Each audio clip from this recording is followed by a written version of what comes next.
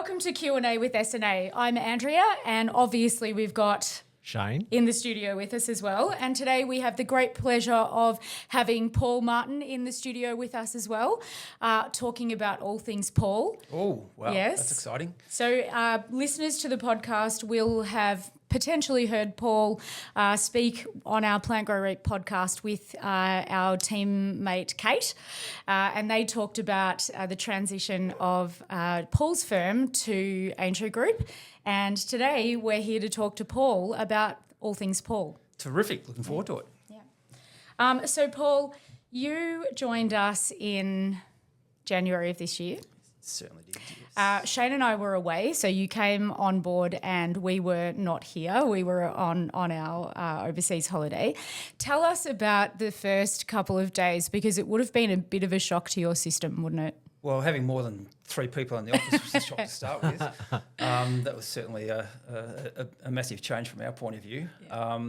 And then getting into procedures, getting into the way we do and learning how you do everything, that was very different. Yeah. And just getting used to the dynamics of a team, absolutely. Yeah. So it was very exciting. Yeah. So give a bit more so Paul basically was running your own accounting firm for a number of years. Yes. And then you joined us in January but became part of Aintree Group. Yep, absolutely. Yep. So I just listened to the podcast this morning, so that I made sure that I had some background information. Oh. So I've got some questions that I will ask. I won't ask them straight up because I want to work through the journey. So tell us about, everyone who's listened to Q&A with S&A knows about the S&A journey. Yeah. So tell us about the Paul journey, because you obviously, the pathway was probably not dissimilar to what Shane's pathway was in terms of accounting. Yeah, absolutely. I mean, my pathway is pretty similar to Shane in that I've been very client focused. So it's all about client outcomes and servicing clients and client relationships. Mm-hmm. So when I was a young accountant 25 years ago, I was very conscious of the decisions that the other partners that I was working for, what they were making, mm-hmm. and I could just see that there was just a different relationship that I wanted to have with those clients as opposed to what they had. Yeah. And so that was when the decision was made at a very early age. I had very certain goals when I was growing up. Mm-hmm. It was a 3-year running plan every year. So finished uni, wanted to know where I wanted to be, and wanted to be a director of accounting practice by the age I was 30, and achieved that with 3 months to go. So it was a definite plan. So not bad. Were you married at the time? 3 years married. Yep. Babies? Not yet. No. So we'll talk a little bit about Melinda now, and I know maybe she won't want to talk. I won't get into specifics and I won't ask you anything specific, but when did you start working with her? Emily is 26, so 24 years ago. Yeah. So a long time ago. It's not unlike what we have here. And absolutely. I think that's the point that I wanted to make, was that a lot of people say, how hard is it to work with your spouse? Yep. And I think that listening to what you said on the Plant Grow Reap podcast about your relationship with Melinda and how you worked together, I think that, again, there was definitely a vibe, wasn't there? It was like, so when you met Shane and started a conversation with him about the potential of joining Aintree Group, it must have felt similar. It certainly did, yeah. So to have yourself involved in the practice and such a key member of the practice of the firm, absolutely, yes, it certainly felt very, very familiar. Yeah. And I think that was a key element, and it wasn't just going to a big firm, mm-hmm. it was going to a family-based firm. Yeah. And to find a large family-based firm, I don't think, it'd be pretty rare throughout the whole of Melbourne to have that sort of relationship. So absolutely, Melinda was certainly a key element of our old company. So absolutely. Yep. Have you stopped missing her during the day yet? I probably talk to her more now than I ever did. So I don't have to ask her, what the debtors, what's that client want? It's gone from that focus of been talking about clients to talking about us. It's been fantastic. So the conversation's changed a lot. Absolutely. And obviously the kids are older now as well. So it's you really timing. can concentrate on the two of you. Absolutely. Yeah. Yeah. And how is Melinda enjoying her retirement? Have you got her through those 96 boxes of files that you've made her be scanning? We've only just finished. It's been a big journey. Yeah. And she's looking forward to that next stage of life as well. So she's certainly not done with working and wants to look at another role. Yeah. And she's very much looking forward to that. Once again, she's been working for accountants since she was 16. Yeah, okay. So that's a long time. Yeah, So, yeah. And she's always had fantastic relationships with her other bosses and partners that she's worked for, and she's always been a key member of the team. So she's always been a leader amongst the team. So, Yeah, awesome. yeah, Awesome. So you started your own firm when you were 30, and you said you had always had a 3-year journey in mind. Tell us a little bit about what happened, those first sort of 6 to 10 years. Yeah, of the practice or of the career? Of everything. Yep. Yeah. So when I was at uni, so this is going right back. When I was at uni, I just didn't get accounting. Yep. Sounds strange. I didn't get it. Someone else might have failed a couple of subjects. No comment. No comment. It's remarkable. And I thought, I'm a very practical person and I need to get practical experience. So I walked into the common room at uni and said, hey guys, that's it, I've had enough of uni. I'm finishing full time and I'm going to get a job. Yep. One of my best mates did the same thing at the very same time, and all of a sudden I was in the workforce. Yep. And I was with a very, very good partner. I was being instructed by a very, very good partner, and he gave me some very clear directions on how to get answers to questions. And so, I'd go to him with a question and he goes, well, I want you to give me the answer. Yeah. And so I started researching, started reading, and started finding I actually loved what it was. Yeah. And that then came into when I was doing my exams, I was doing practical experience every day. And all of a sudden everything made sense. Yeah. And I was just breezing through things at uni and absolutely having a ball. So I understood that practical experience was really giving me a good insight into being an accountant. And so that really accelerated my journey. And I felt that I was a lot more confident in what I was doing and could do bigger things for clients, and started to push those boundaries at a very early age. Yeah. And that's when I thought, no, I've got to do something for myself here. Yeah. So those very early years were much about getting, a foot in the door, getting the experience. So a lot of client engagement, so a lot of client meetings and all that sort of thing at a very early age. And I think that's important to get that experience dealing face-to-face with clients. It happened a lot better. We didn't have emails and Teams meetings back in our day. No. It was all face-to-face, and a lot of it was on site, so you're going to visit clients a lot.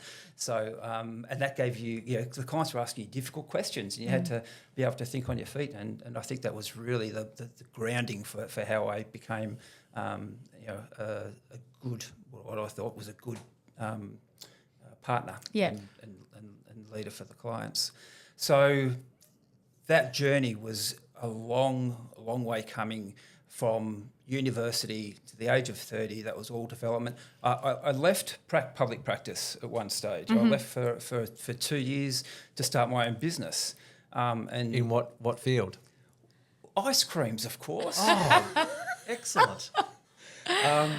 And it wasn't about the ice creams. This is the whole thing. It was about building the businesses. So we had this opportunity to develop this ice cream franchise, very similar to a Wendy's franchise, which was back in our day. Yep.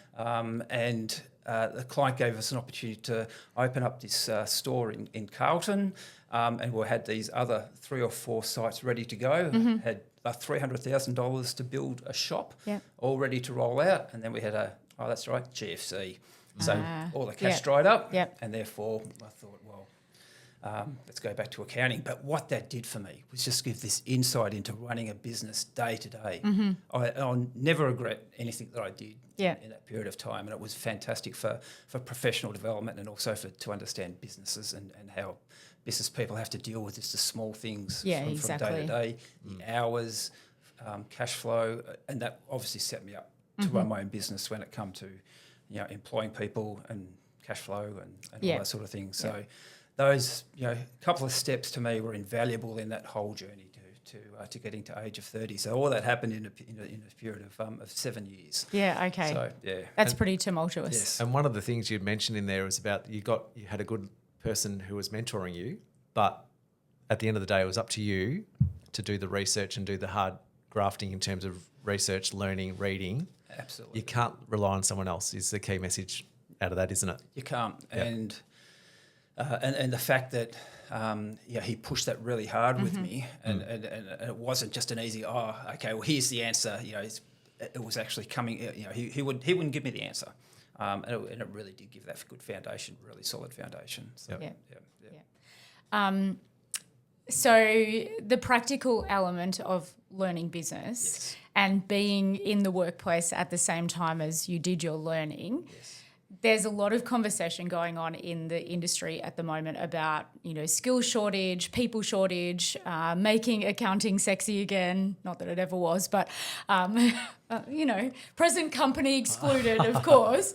What are your thoughts about the Institute and the IPA saying that maybe we should start considering letting people come straight out of high school and instead of going into university degrees to then go on to do their postgraduate work or grad diplomas and things like that. They're now saying that perhaps it's a good idea to let some people, not necessarily the entire cohort, do like an apprenticeship at an accounting firm. What are your thoughts about that? Well, like an internship type situation. Yeah. From my point of view, I think would have been brilliant. Yeah. So it would have been incredible to, I realised very early that I needed to have that practical experience, and it gave me that insight into accounting as a profession. Yeah. So I think that's a really good opportunity if they're going to allow people to do that. Plus, a lot of students come out of VCE these days really not knowing what they want to do, and they sort of push themselves into doing a finance course or a business course or something like that, and not really understanding the industry. So if they get that sort of taste of practical experience, then I think that it's a fantastic opportunity. Starting at the ground level, just learning all that basic stuff, and it'll give you such an incredible grounding. So it's a very interesting concept. Once again, not for everybody. Yeah. And you do have those, the people that need that academic side of it to push them along and get that basis. But you'll have that throughout the whole industry. Any business or any industry, any profession, you'll have those academics that just want to be in their little absolutely.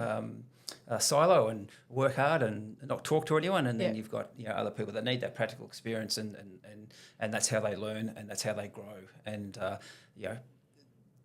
ideally, there's no real answer to which one's better. From my point of view, and probably from Shane's point of view, the practical experience was the one that I was able to grow from. Yeah.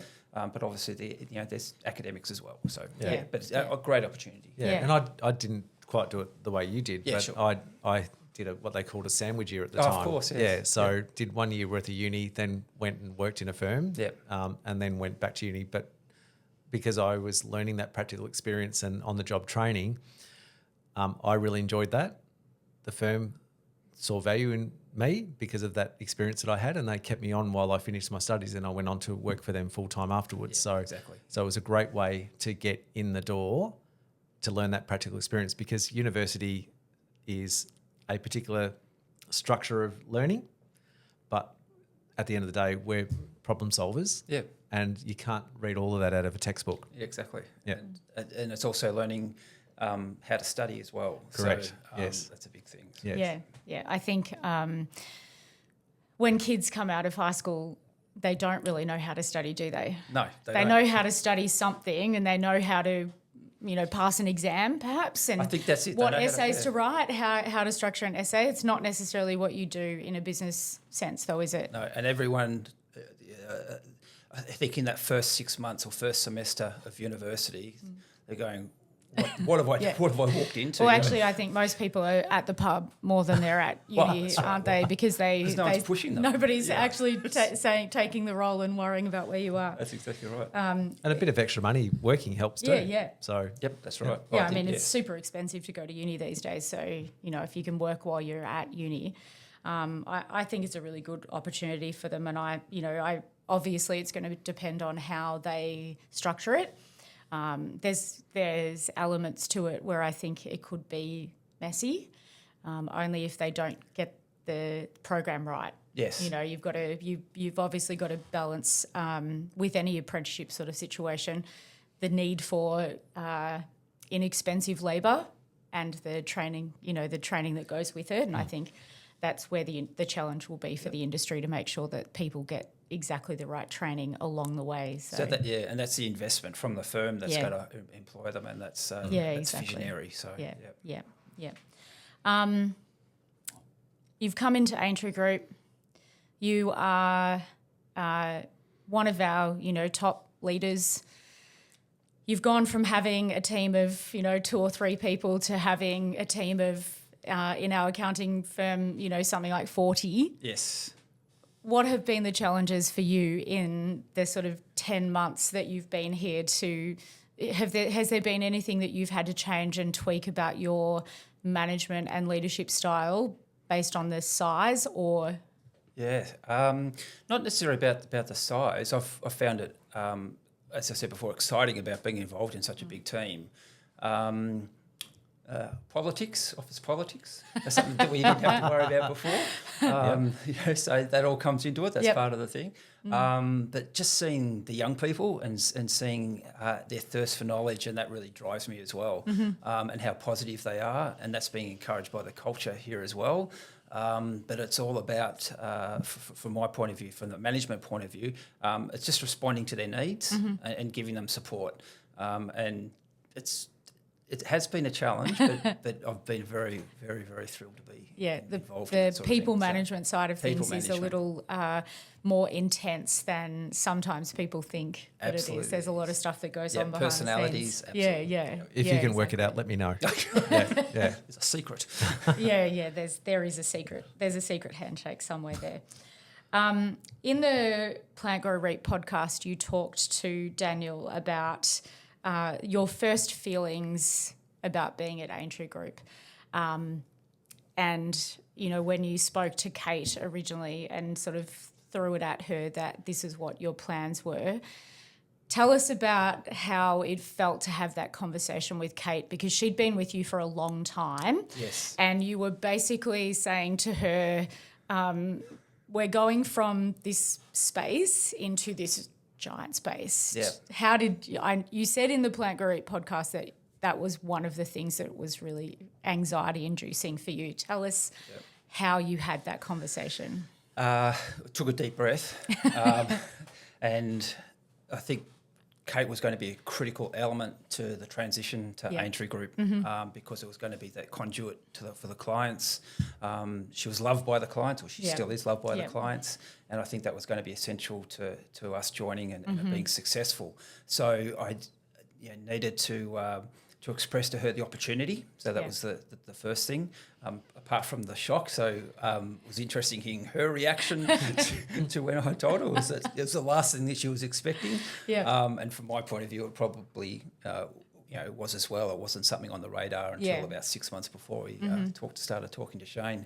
But I had to encourage her to understand the decision, and to support her, whatever she did. So if she came or she didn't come, and understand that. But it was all about making sure that she understood the decision, why it was happening, and the opportunity for her.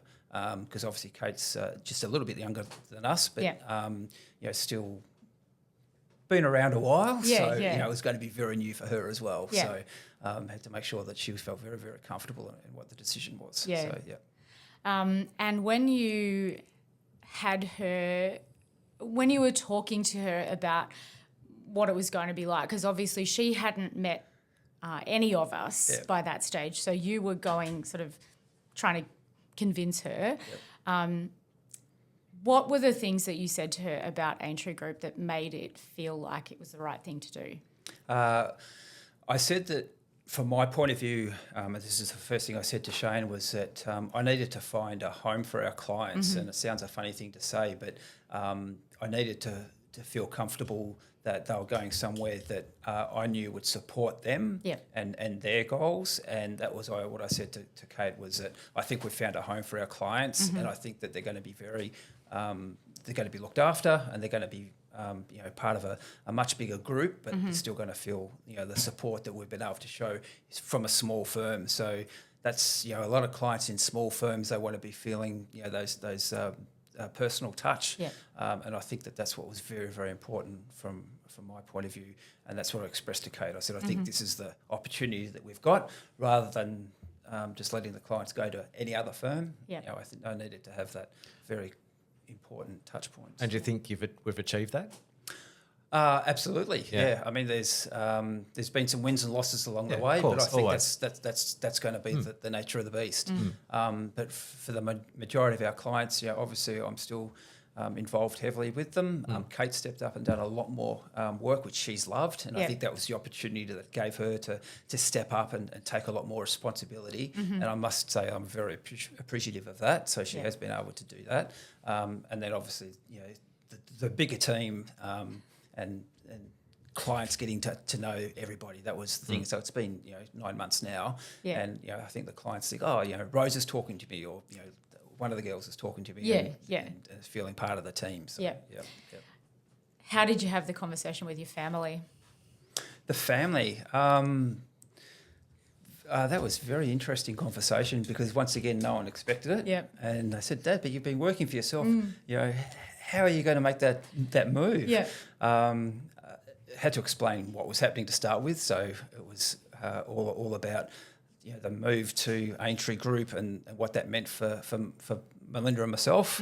But for the family point of view, they were very supportive once they understood what was happening.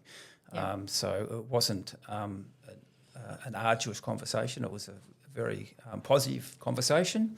And I think that they could see that something needed to give for obvious reasons. And I think that they are very thankful after the first month. Okay. Seeing more of Dad at home. Seeing less stressed Dad. So, you went overseas as well. And how was that? Because you went overseas before you started or after? So... after. So it was in March, I think. That's right. So the relief of knowing that, Kate was going to be okay because she had a team behind her that would look after her, but also the fact that you knew that clients were still going to get conversations even though you weren't there. Did you go away much when it was just you and... Oh, I did, but I was working every day. So, always answering emails or on the phone or that sort of thing. You could never be 100% relaxed, 100% switch off. You couldn't do that. But the 3 weeks we had overseas in London was, I think I opened my laptop 3 times. So much different. That's good. I'm glad. I'm glad that has helped. And it was part of the bigger plan. So there was the transition of the clients for the first 2 months. We got all that done in January and February. Got everyone introduced, understood who Aintree Group was, and then was able to have a breather. What do you like to do outside of being an accountant? What makes Paul tick outside of being an accountant? Oh, I'm a very quiet person. Surely not. Surely there's got to be some sort of like rock star something going on. Do you play like the bass guitar or something? I hope my family don't listen to this because they're saying, "Oh, Dad, tell the truth." Rock star. It's all right. Shane's really boring outside of being an accountant as well, so it's okay. It's totally fine for you to be boring. Just don't ask about Boxing Day. Well, okay. Cricket. No, I love reading. Okay. So, big reader. So, love reading and just chilling by the beach.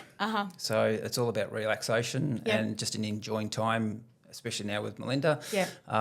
And that's not much else to it, unfortunately.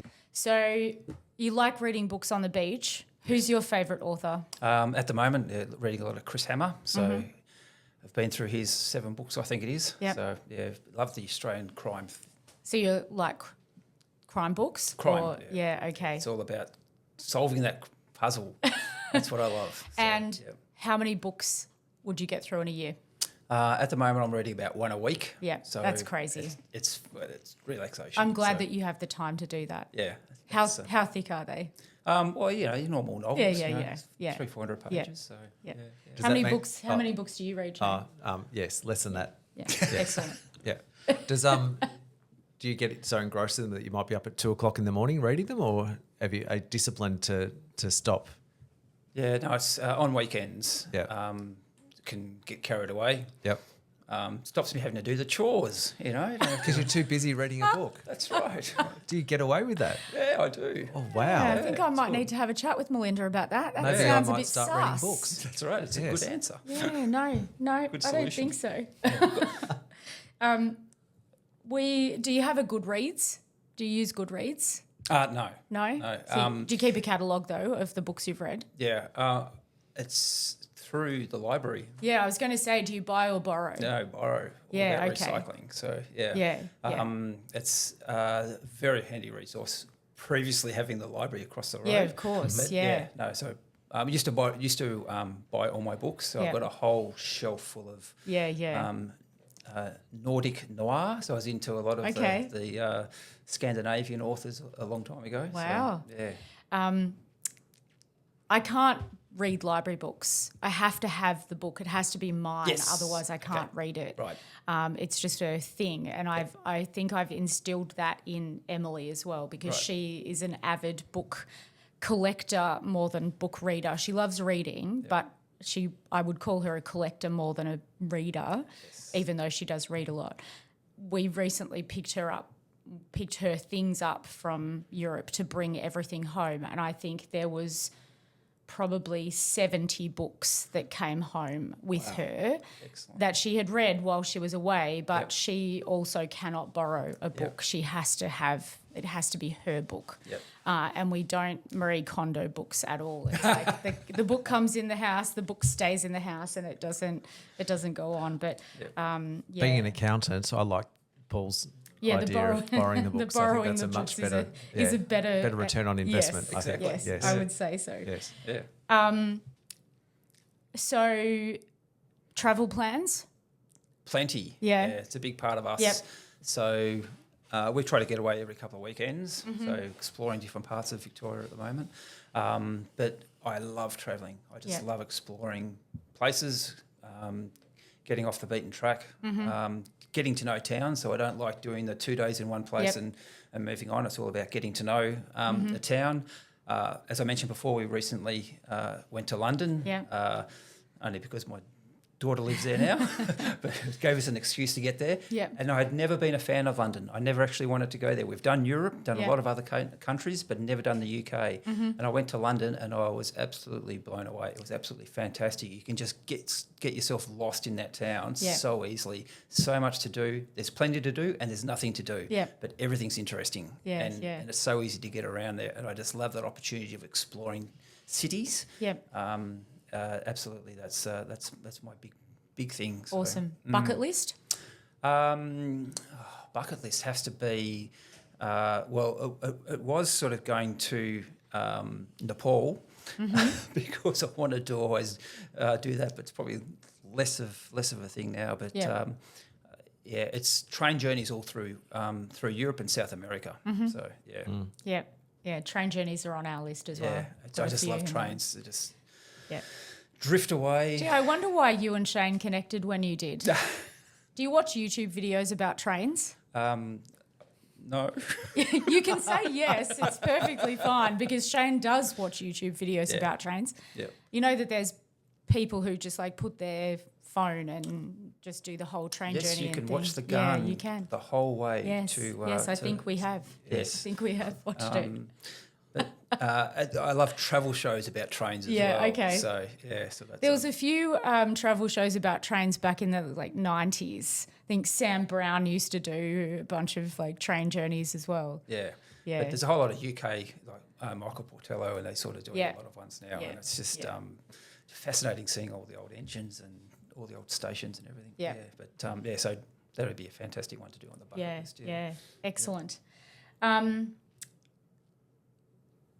Going back to Aintree Group and your comment to on the Plant Grow Reap podcast where you told Daniel it feels like home. Yep. So just explain, because normally it's Shane and I talking about Aintree Group and about how we love it and it's like home for us.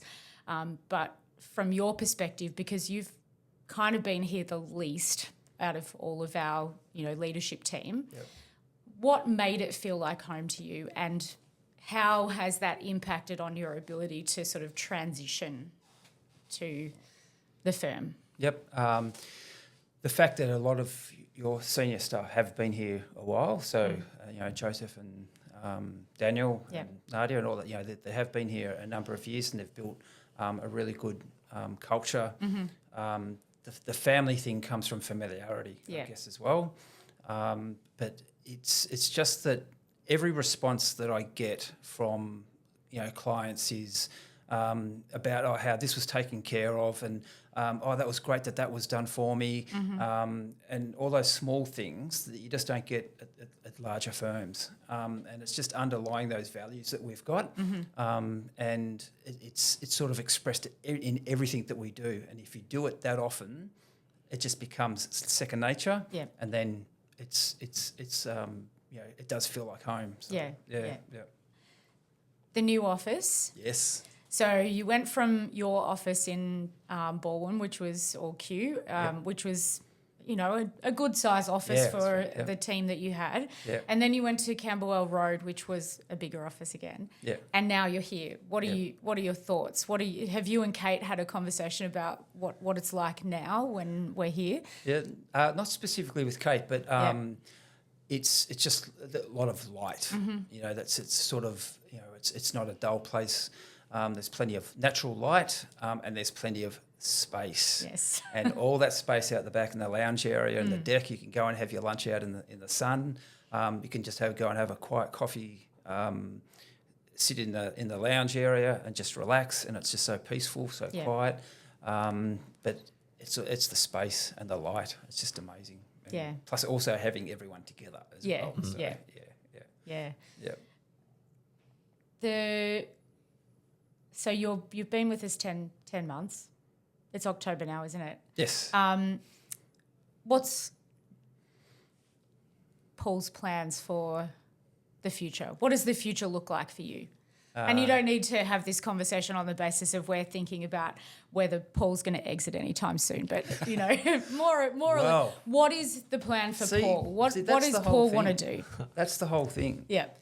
12 months ago when we first started having conversations, that was actually the conversation. I'm out. Yep. I've had enough. I just can't be doing this anymore. There's just too much involved. There's too much else happening personally. And I'm 59 and I don't think I was going to make 60 in practice. Yeah. And that was as simple as that. Yeah. That's not the case now. It is now looking at, 65, not that far off. Yeah.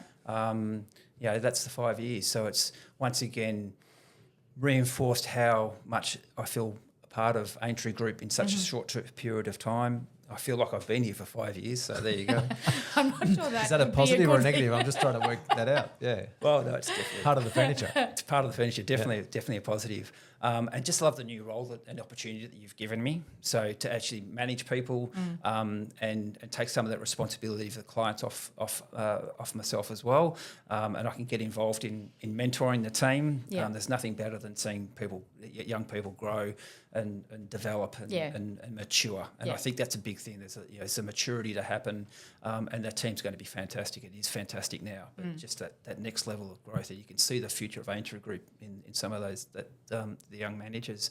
So from my point of view, it's as long as you give me that time off to travel, the thing we talked about. Yes. Well, that depends on whether you take Shane with you on those train journeys or not. Oh, Shane, here we go. We can just see you both on the Aintree Group study tour and definitely on a train somewhere. Yeah, we're I talking. think to Adelaide and then we'll do the gun. I think that's a bit boring. I think we're maybe talking like the Orient Express or something that's a bit more interesting lavish. than that. Maybe not. I think they've got Wi-Fi on the Orient Express, so we should be right. Hope so. So as long as you give me that opportunity or give us the opportunity to keep travelling, I am certainly committed to the future here Yeah. at Aintree Group. Yeah. And that's so exciting for me. Yeah. So, I think it's probably, from our perspective, because a lot of the people who are listening to the podcast would know Shane and I quite well. I mean, the people who listen to this podcast are, our family, our friends, people that we force to listen to it. So they know who we are and they understand us a lot. Yeah. And for all of them listening today, I hope that they get some sense that if there's some sort of like natural phenomenon that brings people together in the world who have like values, then I think we've like hit the jackpot in this conversation, because we don't often find people who have the same sort of background, mentality towards things, husband and wife, teams that you said in the podcast with Daniel that, you actually had a really good working relationship with Melinda. Yep. And most people are like, oh gosh, you work with your spouse.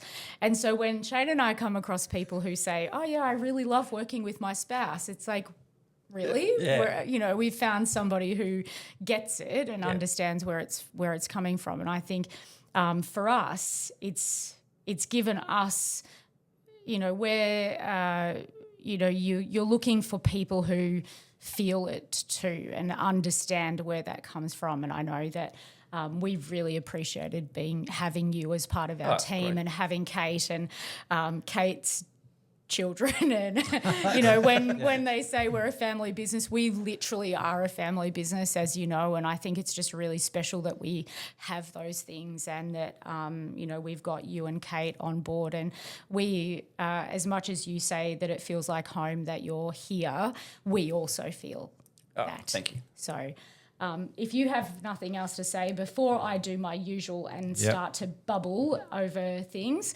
thank you so much for being part of what we have here, for what you do for Shane and I, and thank you for having the time for us today to have a chat. Thank you very much, and thank you for the opportunity. It's been fantastic. It's been great. Thanks, Paul. Thank you. Thank you. Thanks, everyone. Listen in next time to Q&A with S&A.